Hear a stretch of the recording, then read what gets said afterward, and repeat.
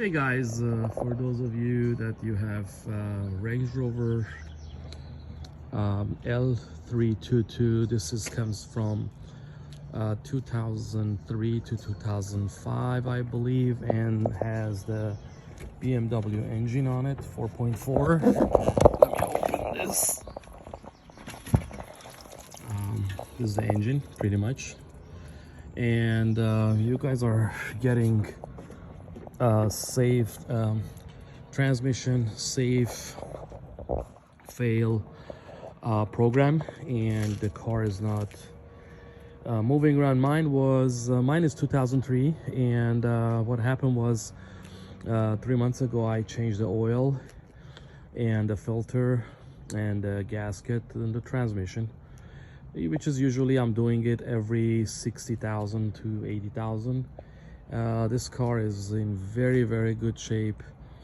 I have about almost close to 200,000 miles on it, but it's beautiful. Everything is original, as you guys can see, so I kept it really nice. But so after I changing the oil, which is I put everything original, I got the Land Rover oil, whatever it was, with the gasket, with the filter, the o-ring, and it was fine. I was driving it, and then suddenly, in matter of like I said, a month, maybe a month or something, in the morning time, I just got to the car, I started the car, and I put it in the drive, like not even moving like a little bit, and then it went to safe false or false or fail safe or whatever the program is in the dashboard, and also engine soon light came on as well. So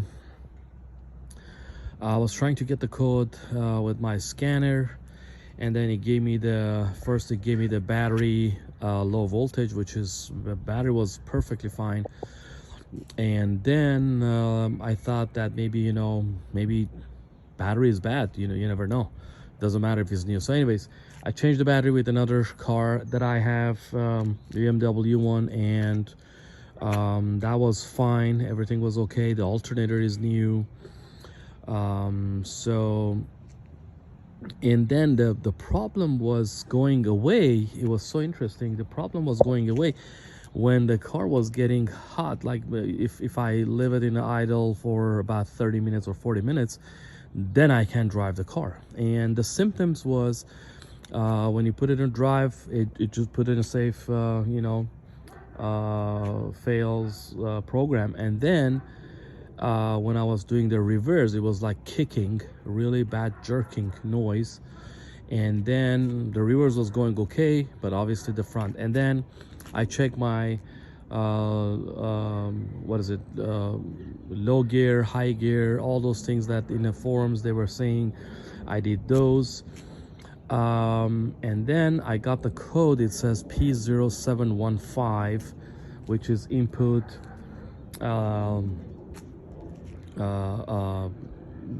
input sensor, or input what is it, the name, there's another thing, input slash turbine sensor, a circuit, something like that. And then that was giving me that basically my sensor is bad. So to be honest with you, I was kind of debating. I said maybe I have 200,000 miles on it, maybe the car is not, the transmission is out, because I was reading in the forums, and they were saying lots of stuff about the tranny might be out, or the wiring and all those things. So I took the chance and I opened the transmission, and I mean the bottom of the panel, I opened it, and I took out the speed sensor, because there's two sensors. One is out one is the out sensor, one is the input turbine sensor. So I'm gonna show you guys, I'm gonna go under the car, I'm gonna show you guys what it is. To be honest with you, I didn't see any videos that they put this kind of details on it. I mean, everybody talks about something, somebody just shows very short things, but what I want to go through this, I want to show you guys the detail of what it is, and you can do these things, but obviously like I said, I take the risk, and I believe that the scanner that it was saying the code is for output sensor, so I opened the pan. So I'm going under the car right now, and I'm gonna show you guys what does it look like. So this is your transmission, pretty much, and as you guys can see, the seal is new, the gasket, because like I said 3 months ago. Oh, by the way, I forgot to tell you guys, I changed this one, which is you know, at the beginning they said that might be bad. I took mine, actually. I took this pivot out, and then I looked at inside. To be honest with you, everything was perfect.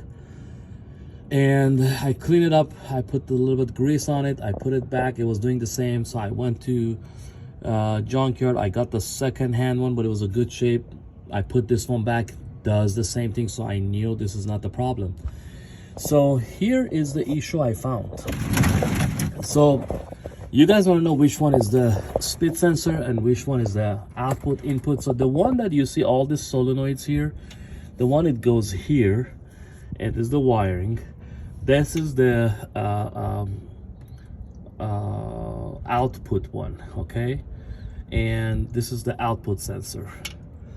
And this side of it, which is it goes here, this is the, I took already the sensors out. So this is the input sensor, which is the input / turbine sensor. So this was the one that was giving me a hard time. Now, I know they were telling me that before you open this, you go here, and let me see if I have the lights here so I can show it to you guys. So they were saying that you can go here before you open this, and this is the let me see if I can. Okay, if you guys can see this plug, let me see if I can put different angles here. This is the plug they're talking about, this one right there. So if you can take out that one and then pin 5 and 6 or something like that, I don't remember, they were saying you can check and you can see if you get the ohm over there, it has to be 0.33, between 0.285 to 0.330 or something.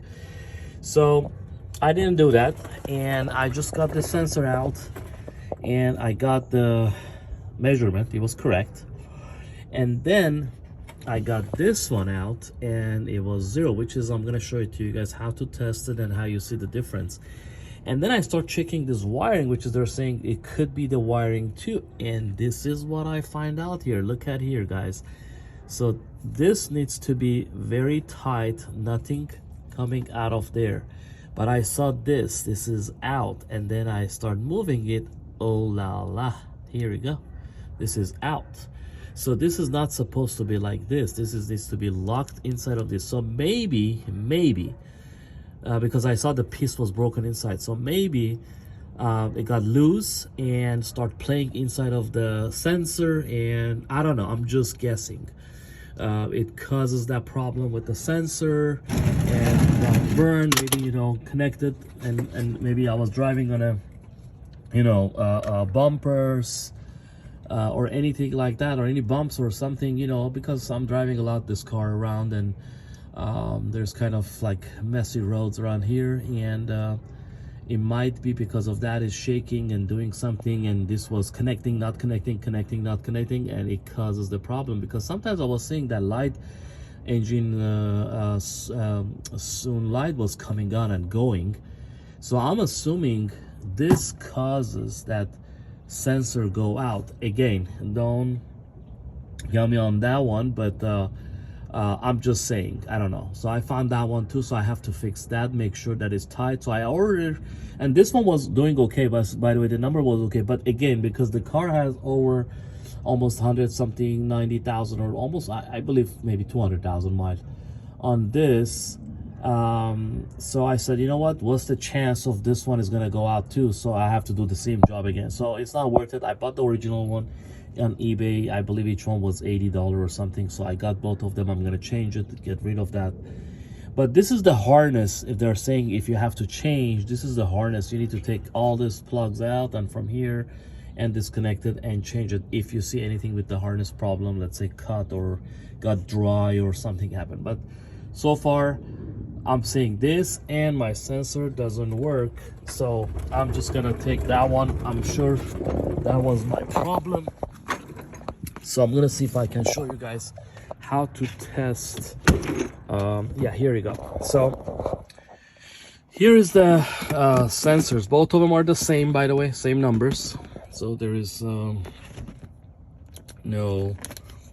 different number on it. So I'm gonna show you guys how this works.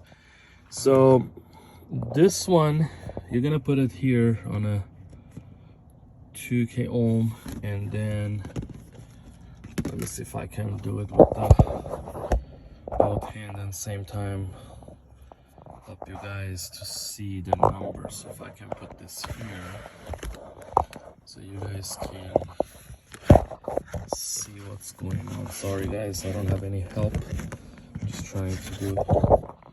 Okay, so I put one side of the pin on the one side. Okay, so this is the good one. So again, I'm gonna show you guys here. This is the good one.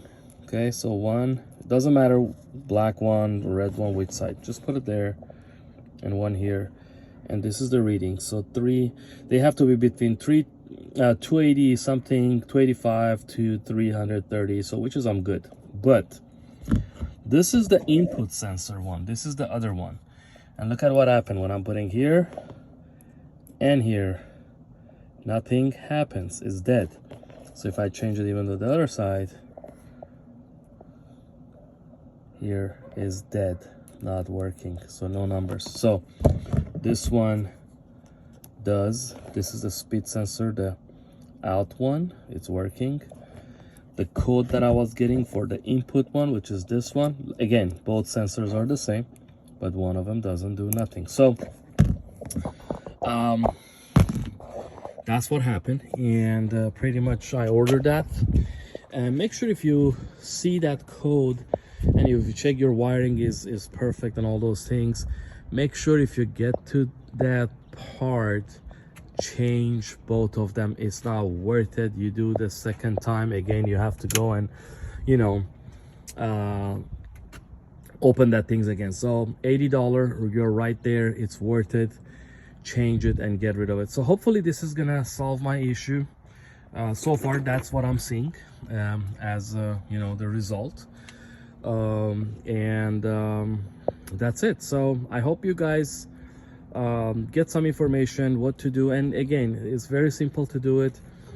You guys can see how to do these things. There's lots of videos. I don't need to put that one, you know, how to open the pan and all those things. There's video there, but this part was kind of important that you guys can see and check. Again, I took the risk. I opened the pan and I went through the sensors because, you know, even though I changed the oil like not even 2-3 months ago, and I was kind of like debating, oh shit, I have to buy again the oil, which is expensive oils, you know, each one is about 30 bucks, and it's gonna take another 6. Well, and then the filters is original one, even though I put there, but again I said, you know what, let me change it again. So I'm gonna change the filter because the total oil that you need to put in this, if it's dry, your turbine is dry and all those things, your turbo converter is dry, and there you're putting everything new, so it takes about 9.5 to 10 quarter. But obviously when you are just doing maintenance, you're just changing the oil and filter, pretty much you need about close to 6. So imagine last time I drained that. I mean, usually you're not draining the whole thing. It comes out only maybe 5 or 6 quart of that, because the rest it stays there in your turbo converter. But now when you put the oil, so obviously it goes the fresh oil with the old oil, it start mixing around, And if you do the second time, so pretty much you're gonna get almost, maybe I can say 80%, get rid of the old oil because it's already turning, mixing with the new one. So you're gonna drain it again. And I just said, you know what, okay, if this happened now, let's do change and let's get that done. And it's gonna be a little bit more fresh, maybe, you know, oil inside of the turbo converter and everything, because like I said, I have almost 200,000 miles. And so far that's it. So maybe you guys, maybe someone says, why you didn't change the sensors at the first time that you did the oil, or the last time you did the oil? Well, the code wasn't there, nothing was there, everything was perfect, everything was shifting. I just want to change the oil and do the service on it, which is usually I do. That's why it went this long, my car. And maybe it was the time. It's a sensor, you know, they're working with the time. So hopefully I change this and it's gonna go another 100,000 miles. Let's do that. Why not? Thanks guys. If you have any question, any comment, anything like that, just put it there. If you like the video, thumbs up. And I appreciate for watching this video. Thank you.